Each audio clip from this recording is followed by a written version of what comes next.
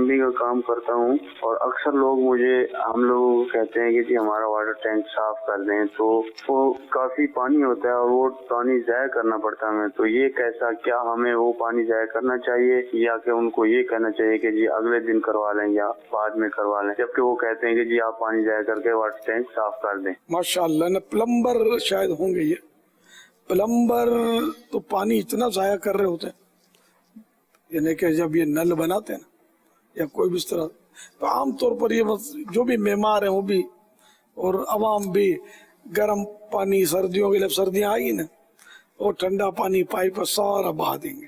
ہاتھ دھونا ہے خالی، وہ بس سارا بہا دیں گے. اب گرم نکلا بیسن پر تو ہاتھ دھوئیں گے. یہ ٹینک کا پانی بھی نکال کر کسی برتن میں لے لیا جائے اور اس کو استعمال کر لیا جائے، جبکہ وہ پانی صاف ستھرا ہو، ناپاک نہ ہو یا گدلا نہ ہو، پھینکنے جیسا نہ ہو، قابل استعمال ہو تو اس کا استعمال کرنا چاہیے. یا وہ بات بھی صحیح ہے آپ کی کہ کل میں آ جاؤں گا تاکہ آپ اس کو خالی کر لیں، استعمال کر لیں، گرانا نہیں چاہیے. ماشاءاللہ وہ خوف خدا والے معلوم ہوتے ہیں. جیسے ہم نے جو ٹینک بنایا نا، تو اس میں انہوں نے اس طرح اس ٹینک میں سے گرم پانی کی جو لائن ہے نا، تو وہ جو لائن اب پورا پائپ، اب حمام تو دور ہوتا ہے، گیزر دور ہوتا ہے، فاصلے ہوتے ہیں، تو یہ پائپ میں پانی ٹھنڈا ہو جاتا ہے.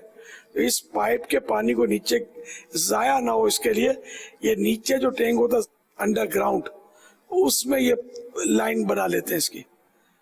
تو ہم لوگ کیا کرتے ہیں، جب اب گرم پانی چاہیے، وضو کرنا ہے، غسل کرنا ہے، تو وہ اس کا وال، اس کو جب یوں گھماتے نا تو یہ پائپ کا پانی آنا شروع ہو جاتا ہے ٹھنڈا ٹھنڈا، یہ سیدھا ٹینک میں چلا جاتا ہے، انڈر گراؤنڈ ٹینک. تو پائپ کو دیکھتے رہتے ہیں تو 1-2 منٹ میں وہ گرم ہو جاتا ہے، تو اندازہ ہو جاتا ہے کہ اب گرم پانی آ گیا. تو پھر وہ نکلتا ہے نل میں سے، گرم پانی نکلتا ہے. اب نل میں سے پھر بھی اگر کوئی ٹھنڈا پانی ہو تھوڑا سا تو آدمی گلاس میں لے لے، ضائع ایک قطرہ بھی نہ کرے. صلو علی الحبیب صلی اللہ تعالی علی محمد.